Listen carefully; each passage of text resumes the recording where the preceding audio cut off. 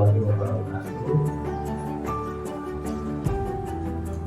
Bismillah, alhamdulillah, salatu wassalamu ala rasulillah wa ala alihi wa sahbihi wa mawala. Amma ba'du. Rabbi shrah li sadri wa yassir li amri wahlul 'uqdatam min lisani yafqahu qawli. Selamat siang rekan-rekan sekalian. Masih capek nggak setelah tadi bulan bahasa? Sudah ya. Sambil diminum bu? Ya, sedotannya ada ya. Oke, terus sekalian, ini kan sebetulnya diagendakan pada hari Senin ya, tapi karena satu dan lain hal di hari Senin tidak terlaksana. Alhamdulillah hari ini Selasa itu ya, tanggal 24 Oktober kita bisa hadir di sekolah. Terima kasih Bu sekalian bisa sela waktu istirahatnya berkenan untuk menghadiri undangan kami dalam rangka diskusi yang sharing terkait dengan budaya positif, tentang budaya positif yang sebetulnya pada Senin minggu lalu ya sempat kita diskusi ya Bu ya, kita simulasi dan memerankan masih ingat tuh, tapi yang belum selesai Bu Elsa ya, saya mau nanti ya, belum selesai, nanti kita lanjutkan ya Bu ya. Nah, kalau pada hari Senin kita lebih intens ngobrol tanpa ada slide. Hari ini saya akan memperlihatkan beberapa slide yang sudah dibuat oleh Ibu Purnamasari. Tepuk tangan untuk ya. Baik, Ibu sekalian, saya berbagi tugas. Yang pertama, di sekolah kita ini sudah ada aturan ya Bu. Sudah ada aturan, sudah ada regulasi, sudah ada rule. Nah, sementara ini yang kita lakukan adalah jika ada anak yang melanggar maka ada konsekuensi, gitu ya biasanya. Termasuk saya sendiri menyadari ada memberi hukuman, gitu konsekuensi gitu ya. Yang paling sering saya berikan adalah hukuman pembersih ya, bersihkan. Tetapi memang konsekuensi yang diberikan itu setelah melalui tahapan kita itu.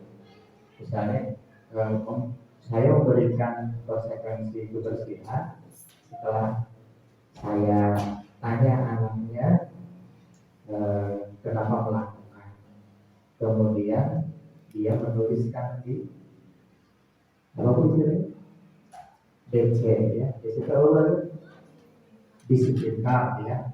Itu kalau sudah terakumulasi 3 gitu ya, kemudian terulang lagi, maka akan mendapatkan konsekuensi itu. Jadi tidak pada saat dia mendapatkan DC kemudian dikasih konsekuensi. Nah kemudian setelah saya mengikuti materi-materi yang disampaikan dalam program guru penggerak, ada istilah disiplin positif.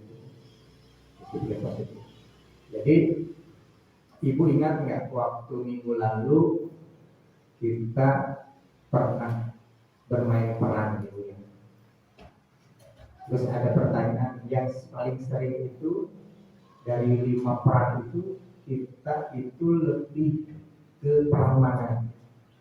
Berarti 4 apa? Masih ingat ya? Pemantau, betul Pak? Apa tuh? Teman. Bu Yusi? Teman. Bu Elsa? Teman. Bu Novi? Nggak hadir. Nah, baik. termasuk saya itu pernah jadi penghukum, peran penghukum dan peran pemantau. Kalau saya cenderung tidak dalam posisi sebagai peran teman, saya tidak teman atau yang membuat rasa bersalah. Baik Bu sekalian, ini ya, oke. Oh iya Ibu Ranti. Baik, ini ada konsep utama dalam budaya positif itu ada 7 ya. Yang pertama, perubahan paradigma belajar, disiplin positif, kebutuhan dasar manusia, motivasi perilaku manusia, restitusi, ya, ya. Posisi kontrol dulu, keyakinan kelas, segitiga restitusi. Ini kalau keyakinan kelas, alhamdulillah Bu, yang di belakang itu saya tempel di beberapa ruangan mungkin belum ya. Nanti ditempel, Bunda kan di ruang komputer ya, 3 mungkin sebagian ada yang di atas supaya mengingatkan untuk siswa dan guru. Kemudian kita masuk perubahan paradigma belajar. Ini ada pertanyaan Ibu. Apakah Bapak Ibu setuju dengan pernyataan-pernyataan berikut ini? Ini ada beberapa. Ya, kita fokus dulu yang ini nih. Hukuman dapat mendisiplinkan anak. Setuju nggak? Untuk orang setuju ya? Oke. Hukuman dapat mendisiplinkan anak. Karena hukuman. Oke. Setuju? Mungkin ada juga yang tidak setuju ya. Ya. Oke. Yang kedua, selalu memberi penghargaan atau hadiah dapat meningkatkan motivasi anak. Setuju? Setuju? Setuju. Baik. Kritik dan membuat orang merasa bersalah dapat menguatkan karakter. Kadang-kadang soalnya tergantung siswanya. Kalau untuk anak yang merasa justru malah melemahkan gitu. Bisa melemahkan. Okay. Kalau yang sensitif, yang baperan. Jadi di sini. Yang dari makan lebih tepatnya. Ya. Jadi kritik itu kadang bisa melemahkan, juga dia bisa melemahkan. Ya. Baik. Selanjutnya, semua hukuman yang positif seperti menulis atau membersihkan halaman dapat meningkatkan disiplin anak. Agree or disagree? Agak-agak. Di antara. Ada malah komen.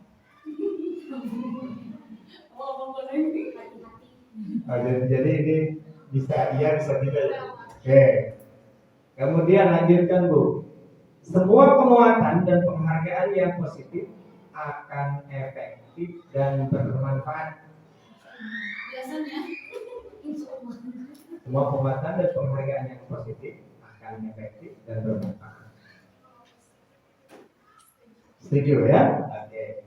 Guru mengontrol murid. Setuju?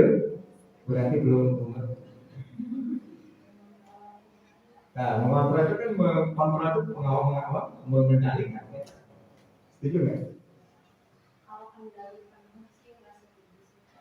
Ya. Ada ruang sedikit lah untuk siswa bisa mulai. Berarti pendapat tidak sepenuhnya setuju kalau guru mengontrol murid. Kalau rekan yang lain setuju. Oke ya. Orang dewasa memiliki hak untuk memaksa. Wah. Jangan karena ada kata memaksa ya. Tidak setuju ya? Baik. Coba kita akan ilustrasi dan bermain ya. Mari kita cek. Anda adalah A dan teman Anda adalah B. Sobeklah secari kertas kecil. Tulis. Ini simulasi ya? Oke, kita akan simulasi Bu. Nanti ada yang memegang kertas. Kertas itu anggap adalah sesuatu yang sangat yang berharga ya. Tuliskan nama sebuah benda atau sesuatu yang sangat berharga bagi diri Anda dalam kertas itu. Yang sangat berharga. benda yang sangat berharga. Munofi apa? Yang sangat berharga. Yang sangat ingin dipertahankan dan dijaga. Letakkan di salah satu tangan Anda, genggam dengan kuat. Oke, itu ya. Teman Anda yang B akan mencoba dengan sekuat tenaga dengan berbagai cara untuk membujuk, memberi hadiah, merayu, membentak, menghardik, memaksa, menyuap agar Anda mau membuka kepalan tangan Anda dan memberikan benda tersebut. Oke, nah kita akan simulasi. Apa yang terjadi ya? Apakah Anda atau B membuka kepalan tangan Anda? Atau oke, ini masing-masing. Terus ada satu orang dulu. Ya, Novi coba buka dulu. Oke. Udah baru ganti. Ini asli. Asli itu asli. Bagaimana caranya Anda mempengaruhi, membujuk, merayu, menggoda? Apa memaksa? Silakan. Waktunya kita batasi ya. Nanti yang Novi belum buka akun, nanti baru aku ganti. Nanti ini aku pindah ibu. Ini boleh gimana caranya? Boleh. Ibu sama berarti Ya, yang membuka sekarang Bu Novi ke Bunda, Bu Silva ke Bu Yusif, Bu Elsa ke Bu Ranti. Bu Elsa harus meyakinkan membuka. Ayo buka apa? Udah ini membantu Atau gini, yang mau membuka tangannya nggak usah megang kertas dulu kali ya. Nah, nanti gantian. Bu Elsa simpan dulu. Buka satu-satu juga. Ya. So, boleh dengan cara membujuk atau dengan membaca. Memaksa. Silakan. Waktunya dibatasi ya.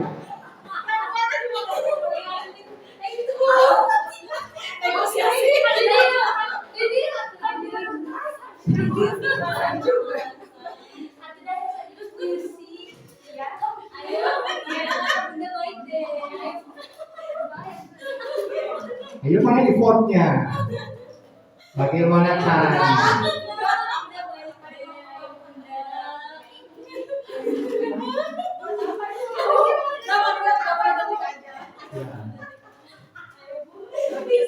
Sepuluh, 9, 8, 7, 6, 5, 4, 3, 2, 1. Baik. Oke. Bunda berhasil? Bu Novi berhasil membuka? Kenapa? Betul nggak bisa dirayu? Oh enggak, saya nggak ada yang maksa tadi. Belum dicoba dipaksa. Tadi yang kelihatan ini nih Bu Silva. Ada yang berhasil nggak Bu Silva? Ya. Kenapa Bu? Kenapa nggak berhasil? Karena Bu Yusnya juga mempertahankan dengan baik apa yang dia pertahankan. Oh. Sampai orang lain mengetahui. Oh. Dan mengambil hak milik Bu Yusnya. Wow. Karena tidak ingin terulang yang kedua kali. Nggak ada lagi. Oh, saya tahu itu. Nggak. Bunda, bunda apa menyebut Bu Yusnya? Ya. Bunda, saya tahu menyebut. Geng tim Abid biasa atau bukan? Wah, Ini Kuranti, Kurasa berhasil? Wah, ini berhasil ini. Kenapa itu Elsa berhasil? Hanya membujuk? Oh, bagaimana membujuknya?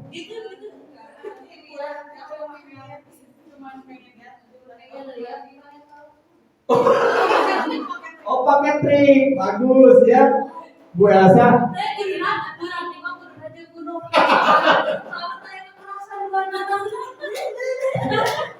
Oke, ibu sekalian, mari kita lihat. Apakah Anda atau B membuka kepala tangan Anda? Nah, barusan sudah ditanyakan ya. Atau menutup kepala tangan Anda.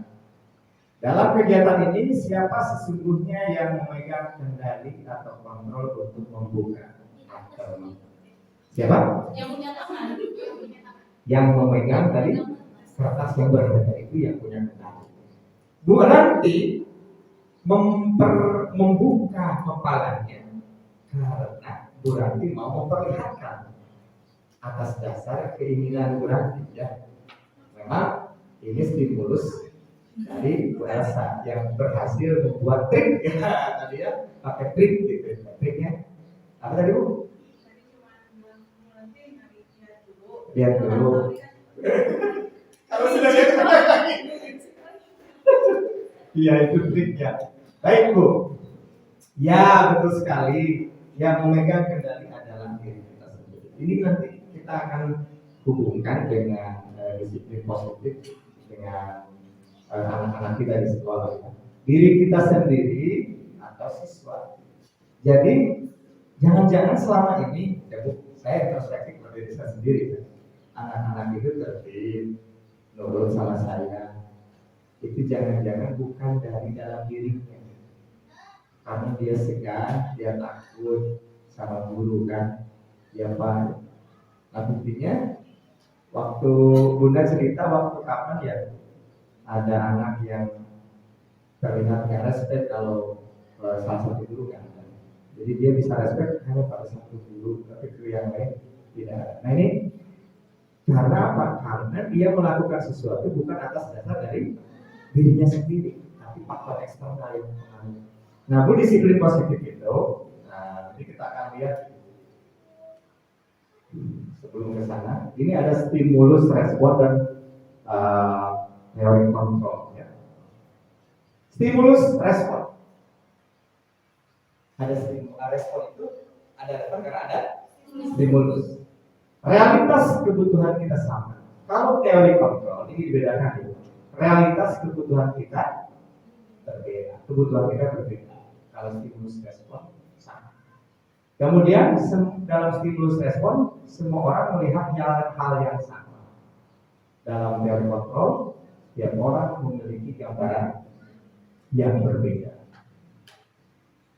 Kita mencoba mengubah orang agar berpandangan sama dengan kita. Ini sesuatu.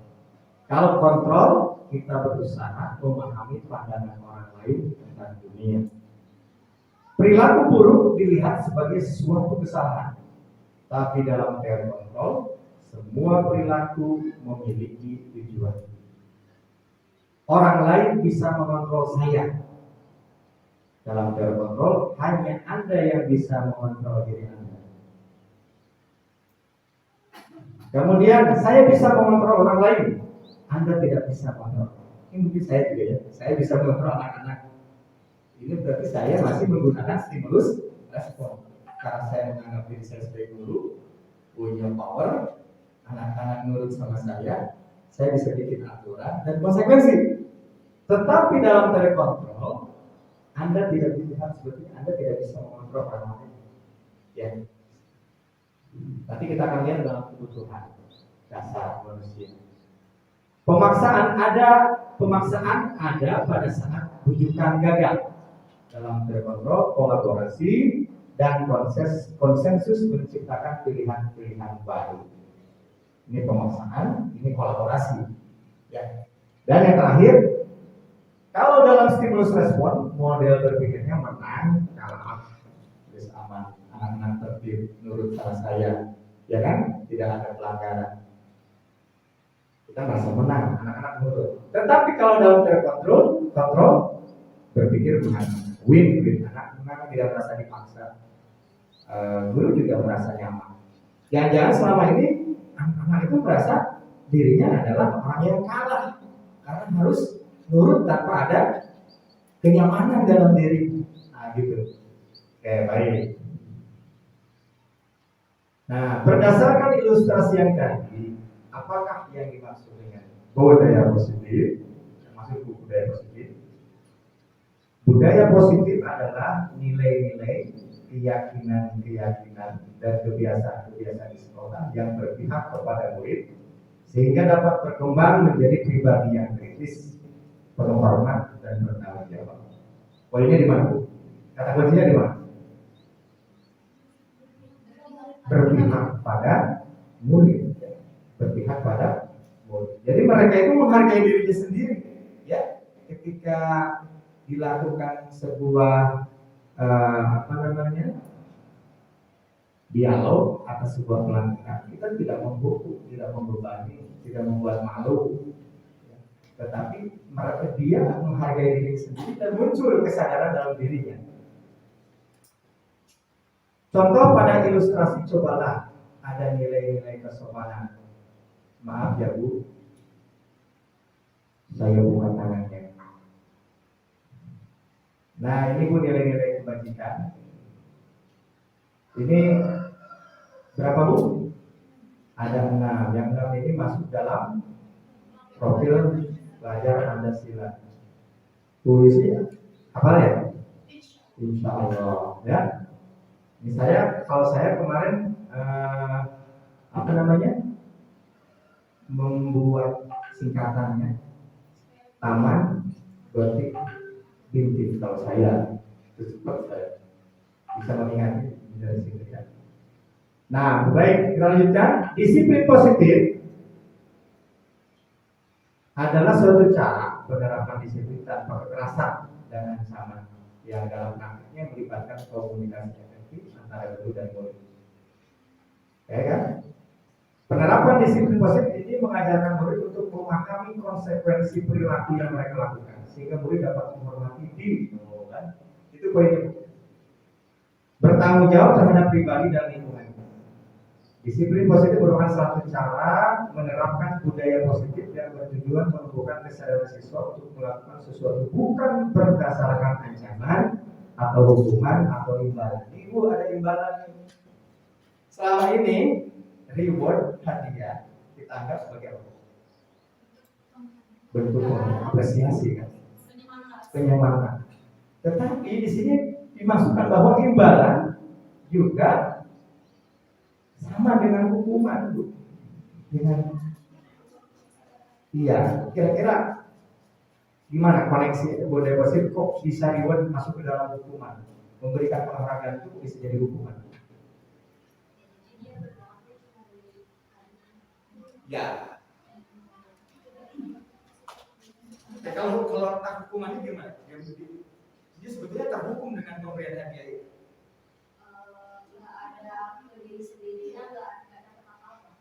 Nggak dapat. Kalau misalkan dia bergerak sendiri, misalkan lombok puisi tadi, misalkan si Ama hadiahnya motor, berusaha untuk motornya dapat, tapi ketika hadiahnya nggak ada motor, misalkan nggak ada hadiahnya gitu, dia nggak belajar. Jadi hukumannya tuh dia nggak mencari sendiri atas dasar kemauan sendiri, diri sendiri, tapi karena ada tujuan lain, contohnya si hadiah tadi. Kebermanfaatannya kurang. Ya. Dan kalau nanti tidak ada reward, kira-kira apa yang terjadi pada anak? Nggak ada kesadaran, nggak ada motivasi kan? Karena selalu ada. Bagaimana dengan orang lain yang tidak dapat juara? Iya, karena juga saya sudah berusaha keras latihan seminggu baca puisi kan, tapi kok perasaan saya tadi saya udah maksimal, suara saya sudah keluar semua, kok malah dia. Nah itu video begitu. Nanti juga kita akan diskusi ya untuk penerapan di kita terkait kegiatan-kegiatan yang berhadiah ya, yang berhadiah. Jadi seperti apa sebetulnya yang paling tepat gitu ya. Disiplin. Nah, ini disiplin adalah kemampuan memerintah diri sendiri dalam mengontrol dan menguasai diri untuk memilih tindakan yang mengacu pada nilai-nilai yang kita hargai dengan penuh tanggung jawab tanpa terperintah oleh orang lain. Nilai-nilai yang kita hargai adalah nilai-nilai kebajikan. Ya, yang tadi dalam profil belajar Pancasila ya. Baik. Peran kami adalah berusaha semaksimal mungkin menerapkan nilai dan peran sebagai guru penggerak dalam menciptakan budaya positif di sekolah melalui tahapan-tahapan penerapan disiplin positif. Misalnya diawali dengan melakukan sosialisasi gerakan disiplin positif di sekolah saat ini kalau ya minggu lalu dan sekarang. Ini kita terus saya sendiri sedang sharing dengan rekan-rekan sekalian, masukan-masukan, pengalaman-pengalaman gitu ya, kayak kemarin. Baru kita akan mulai, kalau kita sudah paham, kita akan sama-sama untuk menerapkan disiplin positif ini. Yang paling penting apa sih? Kematangan emosi ya. Karena kalau saya melihat pelanggaran kemudian ini suka ini. Nah, itu kematangan emosi guru sangat penting. Baik, saya kira itu dari saya, Bu. Tetapi yang perlu saya sampaikan adalah bahwa anak melakukan sebuah pelanggaran itu untuk memenuhi apa? Kebutuhannya. Nah, ternyata ini Bu, yang suka kita miss itu ya, kita suka fokus kepada kesalahannya, tapi kita tidak melihat sebetulnya apa sih yang menjadi motif dia, dasarnya apa. Nah, kita akan masuk ke dalam 5 kebutuhan dasar yang insya Allah akan disampaikan oleh rekan saya. Tepuk tangan untuk Ibu Dwi Kurniawati.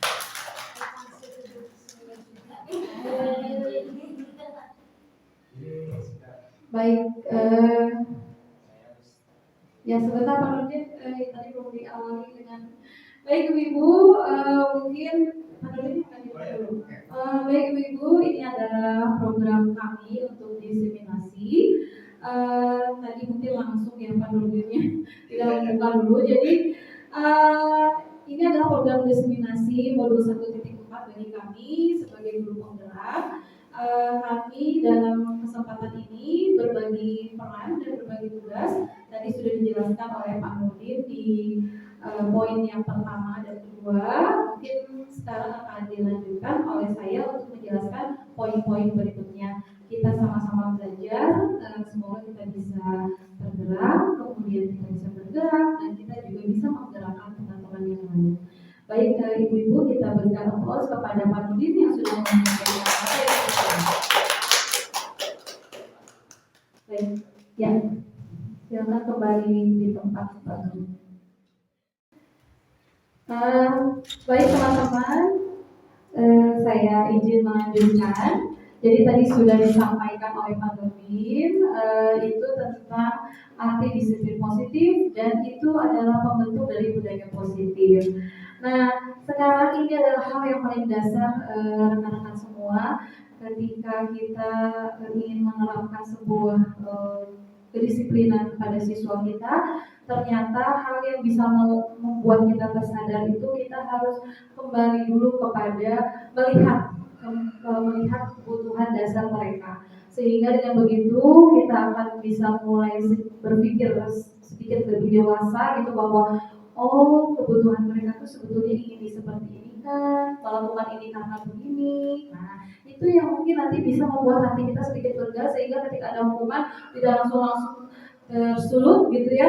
Nah, ada baiknya kita pun menyadari apa sih sebetulnya kebutuhan dasar manusia itu.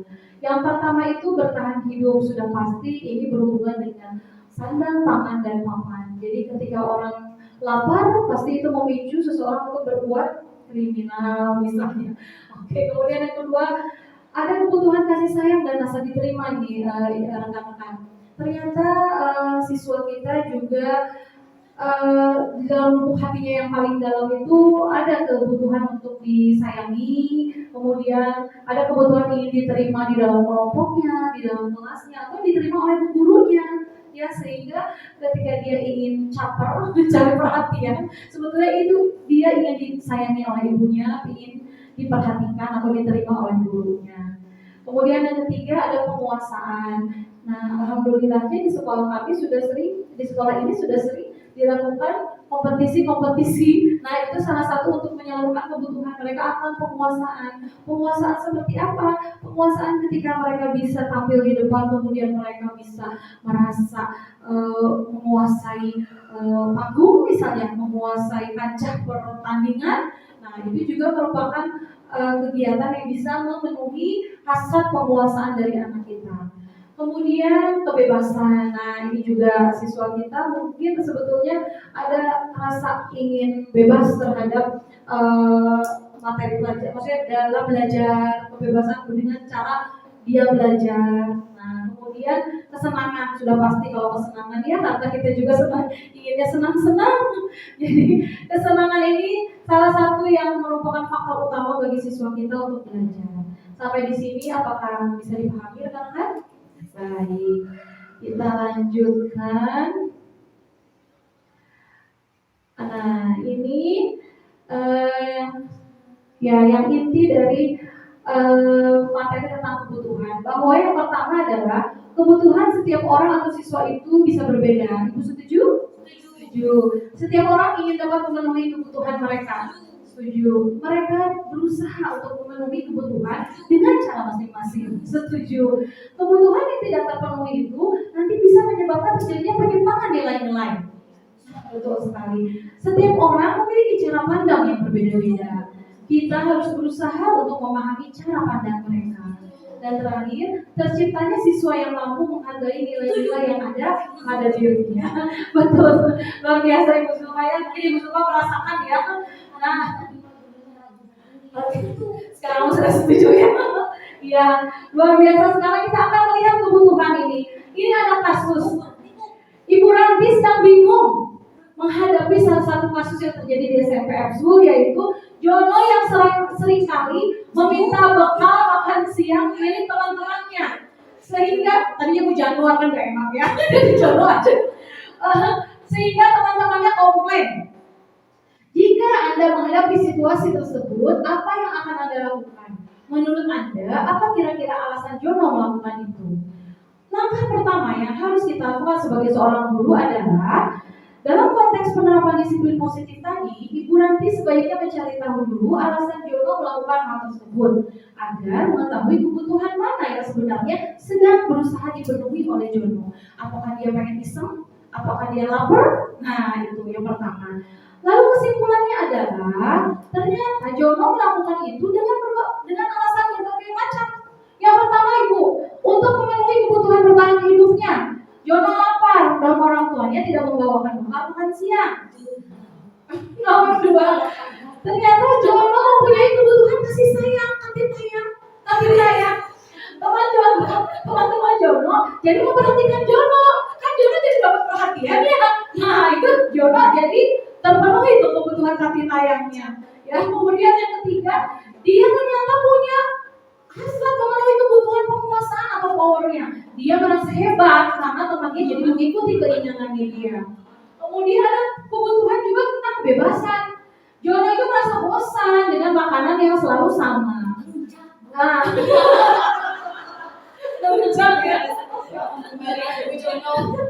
dan yang kelima, Jono itu hanya iseng untuk menikmati ekspresi wajah teman-teman yang kesal. Jadi ada kebutuhan kesenangan.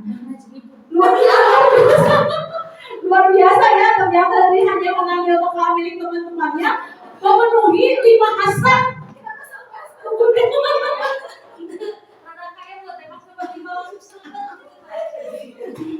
Ya, bisa jadi itu bisa ya betul. Nah, mungkin kita bisa melihat mulai dari sekarang anak mana yang lebih sering ingin memenuhi kebutuhan kesenangan, ya mungkin Abang Najmi kan salah satunya. Nah, betul ibu-ibu. Sampai di sini apakah ibu-ibu setuju? Setuju. Iya, ternyata dari satu peristiwa bisa memenuhi berbagai macam kebutuhan ya yang anak-anak ingin capai. Betul Bu Yusi. Oke. Iya. Oh, silakan. Ibu-ibu, masa diminum minyak? Betul sekali Ibu Zulfa. Kita akan mencoba memenuhi kebutuhan bertahan hidup. Silakan ibu-ibu diminum minumannya. Iya, silakan ibu-ibu. Sambil saya lanjutkan ya, karena waktunya tinggal 15 menit lagi. Kebutuhan apa yang aku butuhkan? Ayo ibu-ibu sambil diminum, coba kita tebak-tebakan berhadiah minumannya.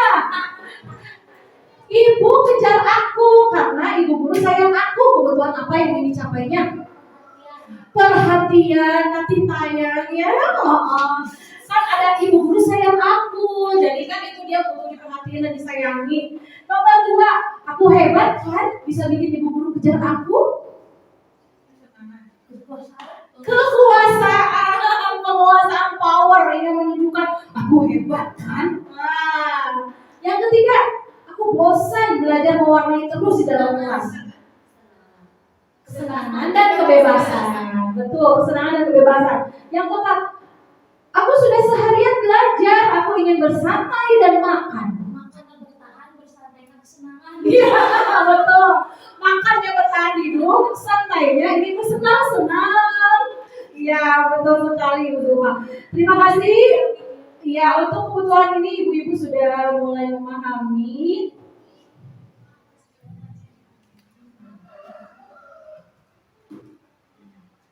Oke, nah setelah ibu-ibu memahami tentang perilaku kebutuhan,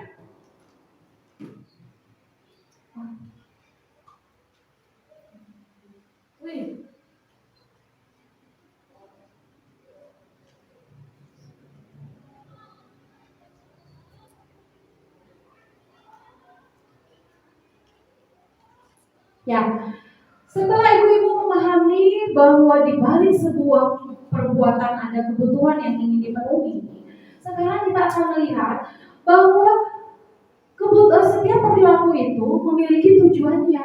Jadi ketika tadi ada backgroundnya dan ada tujuannya. Yang pertama, menurut Dian Gosen dalam bukunya Restructuring School Discipline menyatakan ada 3 motivasi perilaku manusia. Yang pertama, untuk menghindari ketidaknyamanan atau hukuman.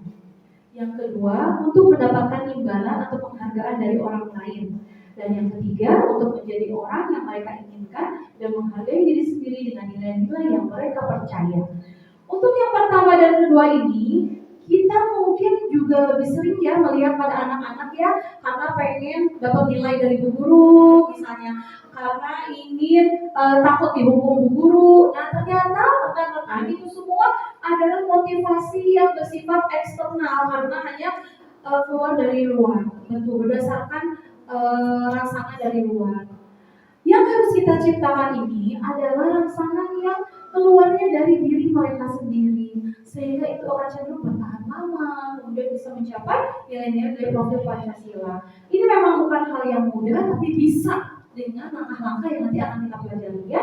Jadi yang termasuk motivasi internal itu yang ini, untuk menjadi orang yang mereka inginkan, menghargai diri sendiri dengan nilai-nilai yang mereka percaya. Oke, sampai di sini paham? Masih bisa dipahami teman-teman? Baik.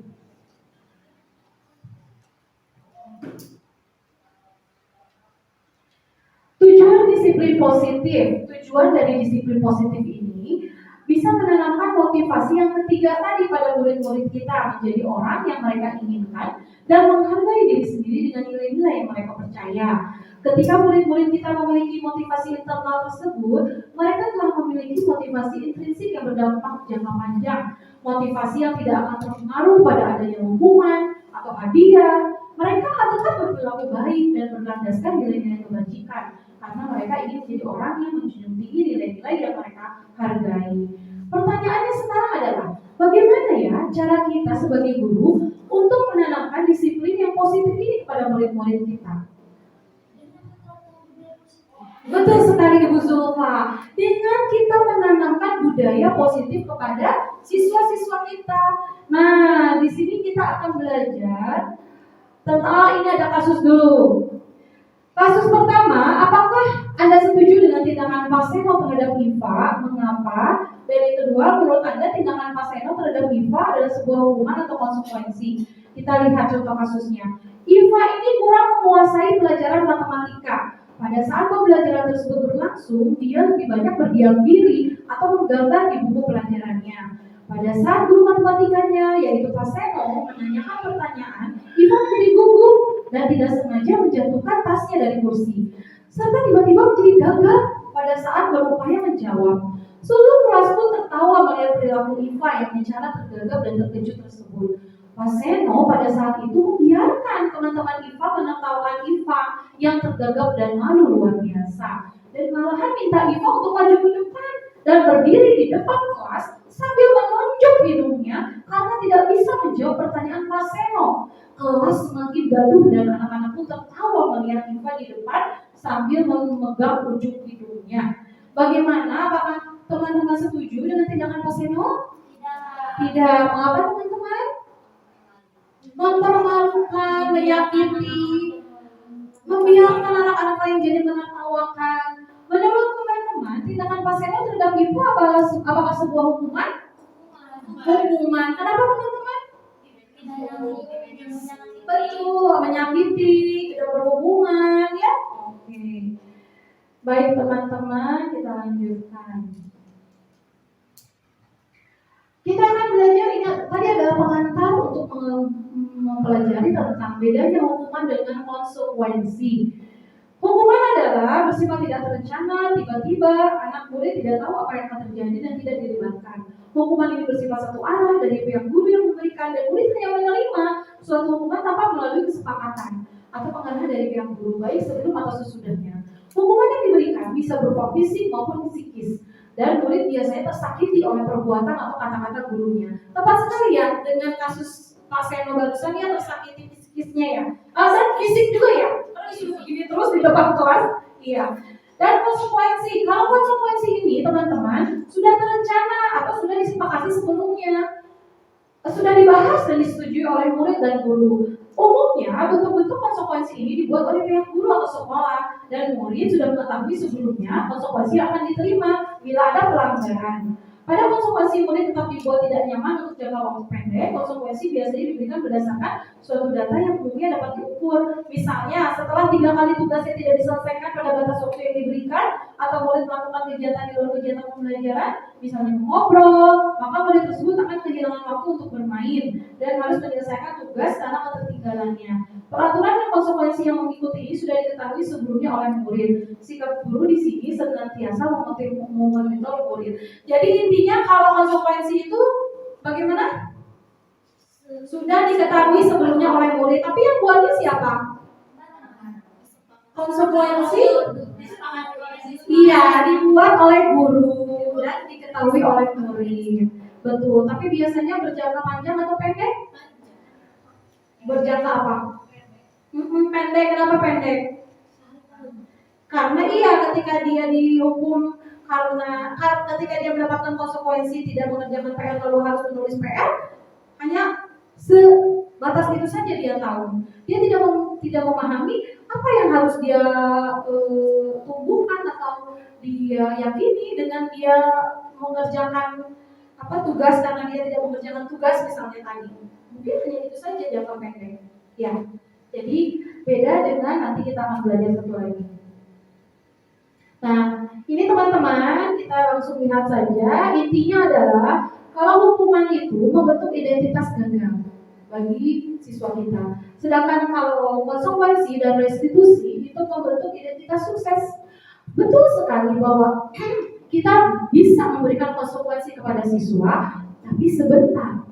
Kita membentuk siswa atau memberikan restitusi atau hukuman kepada siswa itu pasti memiliki tujuan jangka panjang, betul?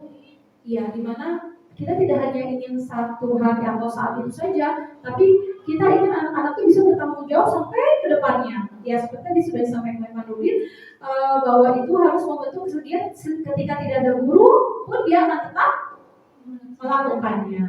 Nah, ini teman-teman bisa lihat saja, ini ciri-ciri dari pemberian hukuman, dan ini konsekuensi, dan ini restitusi. Nanti kita akan belajar restitusi. Tapi intinya ini adalah hal-hal yang bisa ditimbulkan dari pemberian hukuman.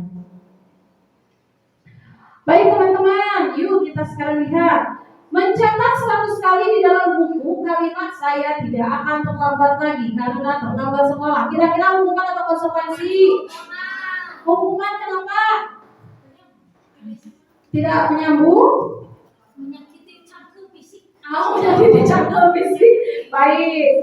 Nomor 2, lari mengelilingi lapangan basket 2 kali karena terlambat hadir di sekolah. Hukuman, mengapa? fisik dan tidak menyambung. Baik, nomor 3, murid diminta untuk push up 15 kali karena tidak menggunakan masker di sekolah. Kenapa? Masih menyakiti fisik dan tidak menyambung. Menggantikan kertas tugas teman yang telah dicoret-coret. Konsekuensi. Mengapa? Nyambung ya. Betul sekali. Karena mencoret-coret, jadi bertanggung jawab ya Ibu Yusi. Tepuk tangan untuk kita semua. Sekarang lanjut Bu Dutu, Pak, belum selesai. Berjemur di lapangan basket pukul 12 siang karena ngobrol dengan teman. Murid diminta bertelanjang kaki sepanjang hari karena tidak menggunakan sepatu warna hitam. Berdiri di depan kelas sambil mengangkat kaki satu karena tidak bisa menjawab pertanyaan. Membersihkan tumbuhan air di meja tulis karena tersenggol pada saat belajar. Konsekuensi. Alhamdulillah rekan-rekan kita sudah bisa membedakan antara memang dan konsekuensi. Masih ada. Luar biasa. Baiklah. Kehilangan 10 menit jam istirahat untuk mengerjakan tugas karena terlambat datang dan tertinggal. Konsekuensi. Mantap.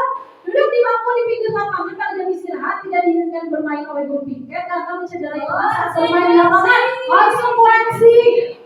Ini bukan hukuman. Betul, mencederai teman saat bermain di lapangan itu lagi saat pelajaran olahraga. Jadi konsekuensinya misalnya kartu merah, kartu kuning gitu. Jadi itu konsekuensinya. Lari mengelilingi lapangan basket 2 kali karena terlambat 10 menit untuk pelajaran PJOK. Konsekuensi. Kan tadi pelajaran PJOK ya. Membersihkan WC sekolah karena mematahkan pensil warna. Luar biasa ya. Teman-teman, sekarang kita lihat peristiwa 1 dalam sebuah acara pesta ulang tahun. Teman Anda memecahkan gelas. Apakah Anda akan membiarkan dia membayar harga gelas yang dipecahkannya? Peristiwa. Anda sudah janji nih bertemu dengan teman Anda. Namun ternyata dia juga memiliki janji penting bertemu orang lain di tempat lain dan terpaksa naik taksi untuk menemui Anda di tempat itu. Apakah Anda akan meminta teman Anda membayar biaya taksi Anda menuju tempat tersebut? Peristiwa 3. Pegawai Anda membuat kesalahan yang menyebabkan kerugian finansial pada perusahaan. Pegawai tersebut menawarkan untuk bekerja lembur tanpa bayaran. Apakah Anda sebagai pemilik perusahaan akan menerimanya? Baik. Bila ada seseorang berbuat salah kepada Anda, ketika mereka menawarkan sebuah tindakan untuk memperbaiki kesalahan mereka, kemungkinan besar jawaban Anda akan menolak semua tawaran itu, betul atau tidak? Dan biasanya Anda akan bilang, "Udah nggak usah, nggak apa-apa, lumayan aja." Betul tidak seperti itu? Kalau dalam kasus ini misalnya teman Anda memecahkan gelas, apakah Ibu Yusi akan bilang, "Ih, ganti atuh"? Justru kalau di kota orang getos. Aduh ya, saya bersuara harus diganti ya udah ya. Iya, ini yang kedua juga. Ini pasti kan ibu-ibu tuh baik banget ya. Coba lihat yang kedua. Udah janji nih ketemu sama teman kamu, ternyata dia punya janji sama orang lain juga. Jadi aja ada tempat naik taksi untuk menemui teman Anda di tempat itu. Terus apakah Anda akan meminta teman Anda membayar taksi Anda? Maka ada terjadi Baik, mungkin semua rekan-rekan punya jawaban sendiri ya. Cuman kalau berdasarkan keumuman biasanya kita tuh suka terlalu baik gitu sama orang kita. Jadi terkadang kita suka nggak mau minta kasih, kita yang mengalah. Nah, coba kita lihat apa itu hukuman. Apa hukuman? Ya, hukuman itu biasanya fokus pada kesalahan dan biasanya langsung memaafkan, melakukan sesuatu yang membuat mereka tidak nyaman atau merasa bersalah, bukan hukuman ya ini. Jadi biasanya yang kita lakukan itu kita tuh kalau ada kesalahan fokus pada kesalahannya, kemudian kita langsung memaafkan, atau kita melakukan sesuatu yang membuat mereka tidak nyaman, atau kita fokus pada cara mereka membayar akibat dari kesalahan mereka, atau kita membuat kondisi menjadi impas, menjadi lebih penting daripada membuat situasi menjadi benar, atau kita cenderung fokus pada kesalahan daripada mencari cara bagaimana orang yang berbuat salah itu bisa memperbaiki diri. Jadi ketika kita menghadapi sebuah fenomena kesalahan itu, kita tuh bisa kita fokus sama kesalahannya, kita maafin aja. Nah, biasanya beberapa hal dari yang ini yang yang kita lakukan.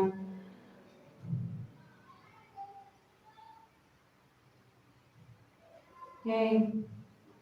Refleksi diri kita sebagai seorang guru nih, ketika murid Anda melakukan kesalahan, tindakan mana yang akan Anda lakukan? Pertama, menunjukkan kesalahannya lalu memintanya melihat kesalahannya baik-baik. Atau kedua, mengatakan kamu seharusnya tahu bagaimana kamu seharusnya bertindak. Atau tiga, mengingatkan murid Anda akan kesalahannya yang sama di waktu sebelumnya. Masa kemarin juga ya, kamu kan kayak begitu kan? Nah, atau bertanya padanya, kenapa kamu melakukan sesuatu yang seharusnya tidak kamu lakukan? Coba kita refleksi diri, ibu-ibu sendiri biasanya ada yang di tempat yang mana nih? Atau kita mengkritik lalu mendiamkannya saja. Nah, kalau Anda melakukan tindakan-tindakan di atas, mungkin Anda membuat murid Anda merasa menjadi anak yang gagal. Karena pertanyaan yang terlalu menohok dan bertubi-tubi dan aku udah lagi berbuat salah. Kamu tahu kenapa kamu melakukan itu? Kamu kan kemarin juga suka kayak begitu. Nah, itu saya sebelumnya. Jadi saya sedang refleksi diri saya sendiri ya. Jadi begitu mungkin bila kita ada di posisi seperti ini, mungkin kita akan mengingat kembali, oh kemarin ketika pelajaran, ketika disimulasi sama Bunda sama Mbak Nurdin kan ini kurang baik ya, akan bisa membentuk identitas gagal. Jadi mungkin kita bisa hindari. Baik, kita sudah di tahap yang kelima yaitu restitusi. Restitusi ini adalah proses menciptakan kondisi bagi murid untuk memperbaiki kesalahan mereka sehingga mereka bisa kembali pelan-pelan kepada kelompok mereka, tapi kembalinya dengan karakter yang lebih kuat karena sudah mereka yakini, sudah mereka kuat, sudah mereka sebutkan dan mereka sudah diamkan. Aku ingin membuatkan karakter yang ini. Nah, inilah yang diharapkan kita sebagai guru itu bisa melakukan restitusi sehingga membuat kepribadian anak itu semakin kuat. Ya, no matter what, tidak peduli apapun yang sudah mereka lakukan, tapi tugas kita itu mengembalikan, menyempurnakan, memperindah, mempercantik sehingga mereka bisa menjadi pribadi-pribadi yang memiliki nilai-nilai profil pelajar Pancasila. Memang tugas guru itu menambah-nambah, ya. Nah, pokoknya dibentuk secantik mungkin. Nah, itulah iya bengkel ya, betul sekali. Itulah. Nah, begitu. Betul sekali Ibu Sulfa. Guru itu ya tempat semuanya dah ya. Nah, sampai ketika anak berbuat salah pun guru harus tetap baik aja gitu ya.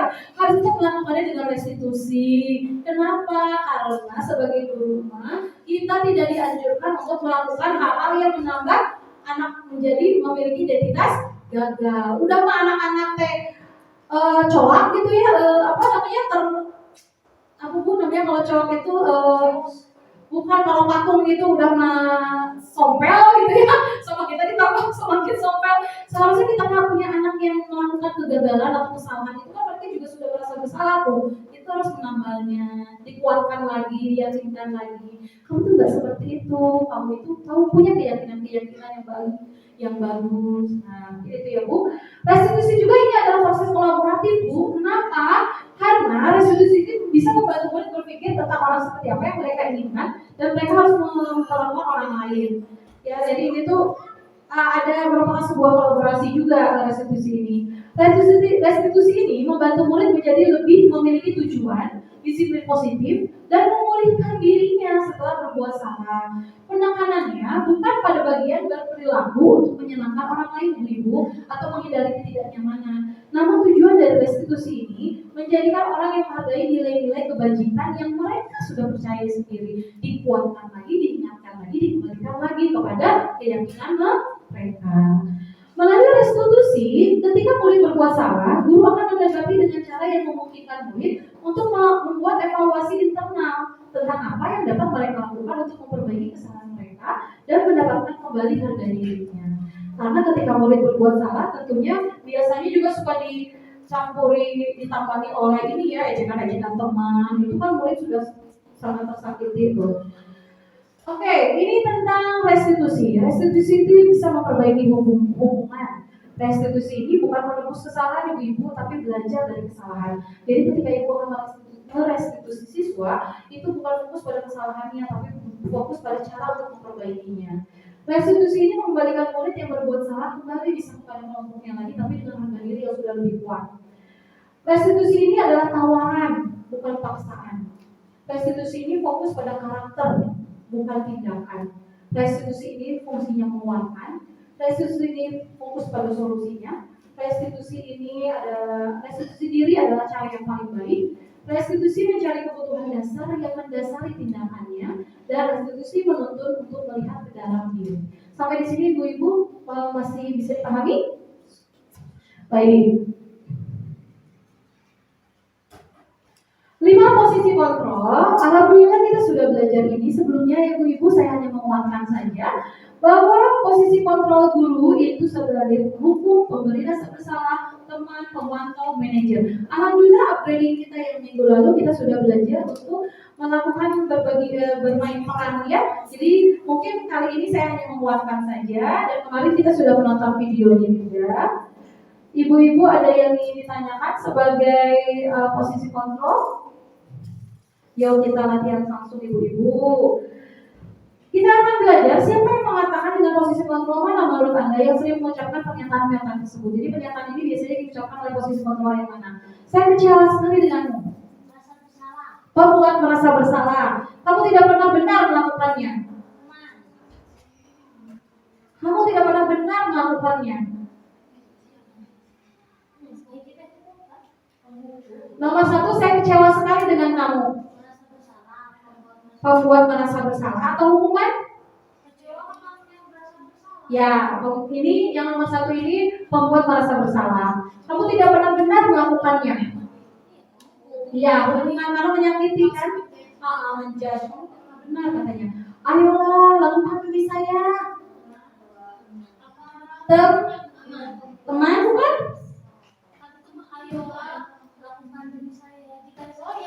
Ya, teman ya. Baik, apakah kamu mau mendapatkan stiker bintang hari ini? Pemantau atau teman? Kenapa teman? Menawarkan. Ada sesi tawar. Sisi tawar menawar. Ya, apakah kamu mau mendapatkan stiker bintang hari ini? Ya, apa? Menurut ibu-ibu, ini antara teman atau pemantau? Kalau pemantau itu posisinya biasanya si guru itu memperlihatkan atau menyampaikan kalau Anda berbuat ini, hukum konsekuensinya ini ya. Manajer mah tidak pakai imbalan. Pemantau apa teman? Apakah kamu mendapatkan stiker bintang hari ini? Pemantau ya, karena ada konsekuensinya ketika dia berbuat baik, mungkin dia jadi stiker. Nah, konsekuensinya dapat stiker kan? Iya. Kalau yang kemarin mah yang itu kan ambil si telatnya dilihat dulu terus dipanggil. Pemantau tadi dipanggil terus udah tahu ya hukumannya harus apa gitu kan? Iya betul. Ya pemantau itu memperlihatkan konsekuensinya. Kalau Anda berbuat salah ini konsekuensinya ini ya. Gitu. Kira-kira ini bisa dibuat teman tidak? Apakah kamu mendapatkan stiker bintang hari ini? Ya kita skip dulu ya. Bagaimana kamu bisa menyelesaikan masalah ini? Iya. Bagaimana kamu bisa menyelesaikan masalah ini? Manajer betul. Kamu selalu yang paling terakhir. Jadi merasa bersalah atau menghukum? Kamu selalu yang paling terakhir. Menghukum karena menjatuhkan sis. Baik. Kamu tidak akan mendapatkan bintang bila tidak menyelesaikan tugas ini ya. Memantau ya, karena ada konsekuensinya. Kalau tidak selesai, berarti kita tidak mendapatkan bintang. Berapa kali sih saya sudah mengatakan kepada kamu? Iya, menghukum atau mau membuat merasa bersalah bisa tidak? Berapa kali sih saya sudah mengatakan kepada kamu? Kalau menyakitkan jadi penghukum ya. Iya, ingat bukan apa yang telah saya lakukan untuk kamu? Ya betul, merasa bersalah Bu Yusi. Jadi kita tuh kan merasa bersalah karena dia udah berbuat banyak sama kita kan. Jadi siswa merasa bersalah. Kamu tidak akan pernah berhasil dalam kehidupan ini. Apa rencanamu untuk menyelesaikan ini? Manajer. Luar biasa, tepuk tangan untuk kita semua. Baik, kita lanjutkan. Ini yang sudah kami lakukan, yaitu kemarin ya ketika kami melakukan sosialisasi tentang posisi kontrol dan sekarang dikuatkan kembali. Alhamdulillah teman-teman sudah banyak yang paham tentang posisi kontrol. Sekarang kita akan berlanjut sedikit lagi kepada keyakinan kelas. Ya, ini keyakinan kelas versus peraturan kelas. Kita sudah membahas beberapa minggu lalu, yaitu jadi keyakinan kelas itu sebetulnya berisi apa ya ibu-ibu? Nilai-nilai. Bedanya sama peraturan kelas?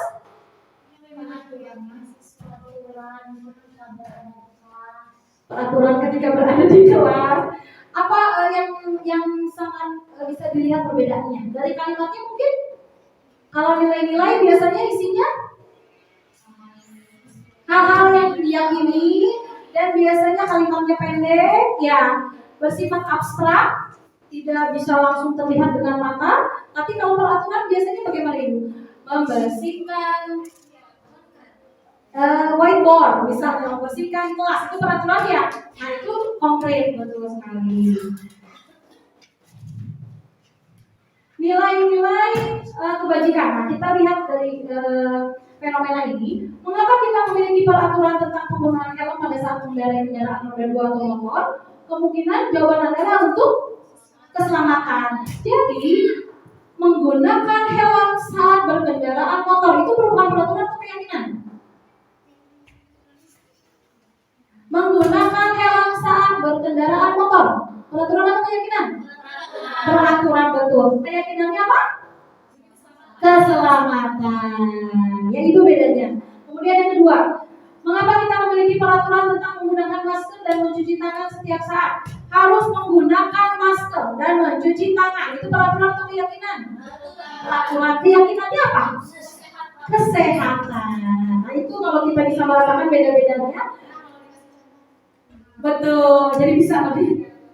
Ya, bisa tergambar ya Ibu Yusi ya, betul sekali. Jadi kalau peraturan itu bisa bersifat konkret, kalau keyakinan lebih abstrak. Peraturan itu bisa lebih panjang, kalau keyakinan lebih sedikit. Oke, nilai-nilai keselamatan atau kesehatan inilah yang kita sebut sebagai suatu keyakinan, yaitu nilai-nilai kebajikan universal yang disepakati secara tersirat dan tersurat, lepas dari latar belakang suku, negara, bahasa maupun agama. Maksudnya apa? Maksudnya mau dimanapun juga kalau menggunakan masker dan cuci tangan itu pasti demi kesehatan, betul? Betul. Mau di luar negeri, mau di kita saling cium tangan misalnya sama yang lebih tua, pasti itu kita sepakat untuk saling menghormati. Nah itu yang dinamakan nilai-nilai. Jadi lebih ke nilai-nilai kebajikan. Oke, ini tentang keyakinan. Keyakinan bersifat abstrak, berupa pernyataan yang universal, diakui di semua negara dan dalam dunia, dibuat dalam pernyataan yang positif, sedikit saja agar mudah diingat, disesuaikan dengan kondisi kelas dan sekolah agar mudah diterapkan. Semua warga sekolah atau kelas dilibatkan saat membuat keyakinan kelas. Oke, yuk tebak keyakinan. Kembalikan barang ke tempatnya. Keyakinan apa? Tanggung jawab, betul sekali Ibu. Dilarang mengganggu orang lain, keyakinan apa? Saling menghargai atau saling menghormati. Hadir di sekolah 15 menit sebelum pembelajaran dimulai. Disiplin, betul. Dilarang melakukan kekerasan. Saling menghargai dan menyayangi. Dilarang menggunakan narkoba. Kesehatan, betul. Berjalan di kelas dan di koridor. Menghargai orang lain, apalagi? Kenapa kita harus berjalan? Kenapa kita harus berjalan sopan santun, baik, boleh? Kenapa kita tidak boleh lari-lari kalau di kelas atau koridor? Keselamatan. Betul Ibu Ranti, guru IPA jadi paham logikanya. Ya betul. Terakhir, bergantian atau menunggu giliran. Disiplin dan saling menghormati. Karena masa jadi paham. Paling depan. Baik, ini yang sudah saya lakukan dan gitu Pak Rudi sudah lakukan juga, kita mengaplikasikan nilai-nilai dan peran sebagai guru penggerak ini dengan cara membantu memfasilitasi siswa kita untuk menyusun keyakinan kelasnya mereka dengan cara tahapan-tahapan yang dilalui dalam membuat keyakinan kelas. Jadi awalnya tuh ibu-ibu kita membuat itu dari peraturan kelas dulu, di breakdown, dipersempit, ditanyakan keyakinan apa yang ada di dalam peraturan itu, lalu disusun keyakinannya, lalu dipilih keyakinan mana saja yang akan disepakati. Ya, begitu mungkin ya ibu-ibu. Ini juga sama, ini langkah-langkah yang tadi sudah kami lakukan. Melihat daftar keyakinan yang telah disusun, bersama siswa menentukan nilai kebajikannya, menyempurnakan beberapa daftar nilai yang menjadi utama, lalu membuat poster dan menguploadnya di sosial media. Ini contoh keyakinan kelas yang sudah kita buat, kelas 7, kelas 8, kelas 9. Ini berdasarkan keyakinan yang mereka sebutkan sendiri yang bersumber dari peraturan-peraturan kelas yang mereka miliki. Baik ya ibu-ibu, ini yang terakhir adalah segitiga restitusi. Jadi kalau kemarin kita sudah belajar tentang restitusi dan menerapkan segitiga restitusi, ini segitiga restitusi ini adalah suatu proses dialog yang dijalankan oleh guru kepada siswa agar bisa menghasilkan murid yang mandiri dan bertanggung jawab. Baik, ini yang sudah kemarin disampaikan. Segitiga restitusi ini adalah proses menciptakan kondisi bagi murid untuk memperbaiki kesalahan mereka sehingga mereka bisa kembali kepada kelompok mereka tapi dengan karakter yang sudah lebih kuat.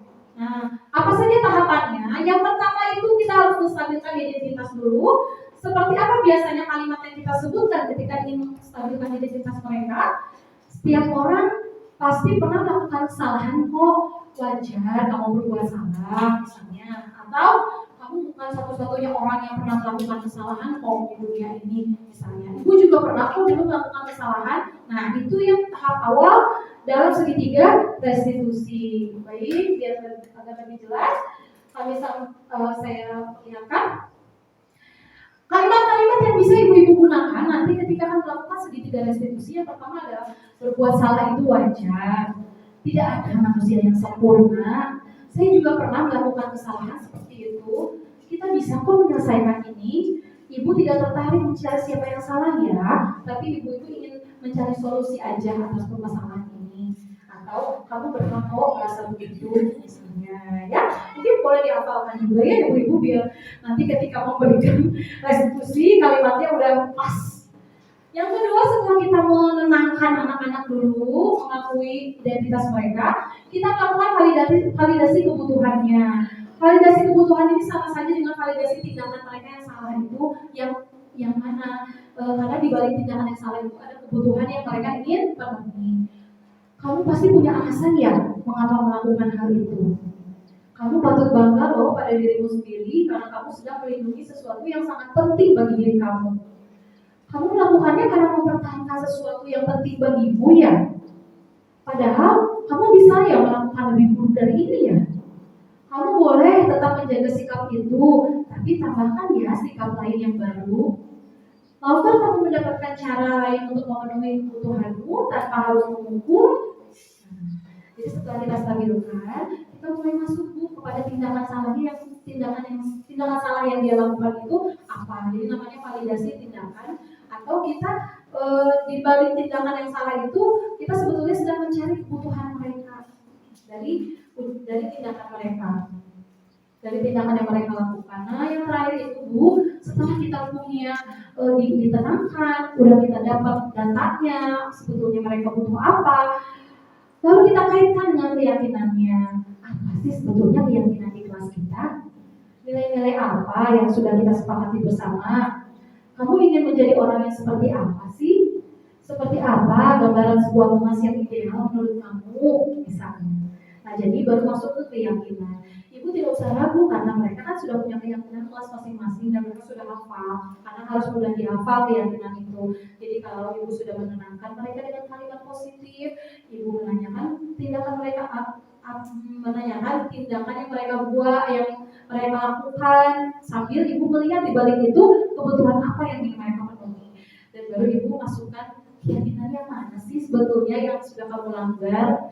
Apa sih keyakinan kita tuh di kelas? Nah, baru masuk ke situ. Insya Allah kalau dengan begitu nanti anak-anak bisa lebih tenang. Nah, peran yang sudah saya lakukan dalam menerapkan nilai dan peran sebagai guru penggerak, mencoba melakukan segitiga restitusi. Saat itu bermain peran kepada Novi untuk menanyakan kasus yang Novi lakukan. Kemudian ini referensi saya untuk diseminasi kali ini. Banyak hal yang saya pelajari pada saat diseminasi positif modul 1.4 ini. Saya belajar caranya berbagi dan menuntut rekan-rekan agar memiliki pemahaman tentang disiplin positif, hukuman, penghargaan, dan restitusi. Perasaan saya senang dan lega karena bisa berbagi pada rekan-rekan guru tentang penerapan budaya positif di sekolah dan diterima dengan baik. Kedepannya saya akan terus berusaha untuk selalu meningkatkan kolaborasi dan peran saya sebagai coach bagi guru lain melalui seminar-seminar kecil seperti ini agar selalu bisa menabur manfaat bagi sekitar. Dan terakhir, ternyata kegiatan belajar dimanapun harus tetap menyenangkan agar tujuan pembelajaran dapat tercapai dengan maksimal. Baik, rekan-rekan, ini yang terakhir saya ingin menyampaikan bahwa ini adalah kegiatan-kegiatan yang sudah kita lakukan di sekolah ini yang alhamdulillah akan terus kita tingkatkan dan kita kuatkan karena kegiatan yang sudah kita lakukan ini ternyata memang sangat bisa menunjang pembentukan karakter, nilai-nilai profil pelajar Pancasila. Baik teman-teman, terima kasih diseminasi kali ini sudah berjalan dengan lancar. Terima kasih atas perhatian teman-teman. Sebelum ditutup acara diseminasi ini, terima kasih. Sebelum ditutup, bolehkah Ibu Yusi atau Ibu Iranti atau Ibu Elsa atau Ibu Novi dan Ibu Zulfa satu orang saja memberikan refleksi yang terkait dengan pembelajaran yang didapatkan hari ini. Boleh, mangga. Assalamualaikum warahmatullahi wabarakatuh. Waalaikumsalam warahmatullahi wabarakatuh. Oke, hari ini kita mempelajari banyak hal ya dari Bunda dan Pak Dudit mengenai budaya positif.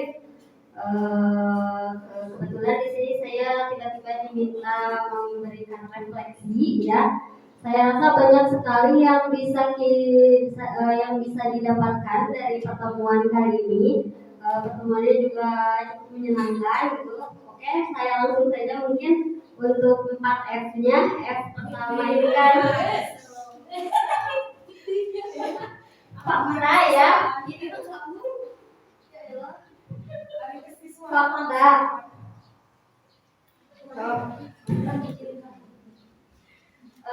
Fakta yang saya dapatkan hari ini bahwa siswa juga memiliki kebutuhan dasar, makanya mereka melakukan hal-hal yang mungkin di luar yang seharusnya, itu mungkin ya faktanya. Kemudian F yang kedua adalah feeling yang saya dapatkan hari ini cukup menyenangkan. Pembelajaran hari ini sangat menyenangkan gitu daripada upgrading biasanya, karena pertama ini looknya saya suka gitu Bun. Terus kedua banyak kuis-kuisnya tadi kayak menanyakan pendapat, terus ada juga contoh-contoh kasus gitu, itu menyenangkan banget sih untuk dibahas bersama-sama. Kemudian F yang ketiga finding yang saya dapatkan pada pertemuan kali ini itu terutama mengenai perbedaan antara stimulus respon dengan teori kontrol. Tadi sangat berkesan kalau di saya. Ternyata teori kontrol itu bukan sesuatu hal yang negatif. Selama ini saya kira mengontrol itu adalah hal yang negatif gitu ya. Tapi ternyata pada teori kontrol yang sesungguhnya justru teori kontrol itu adalah bisa mengontrol diri sendiri gitu ya.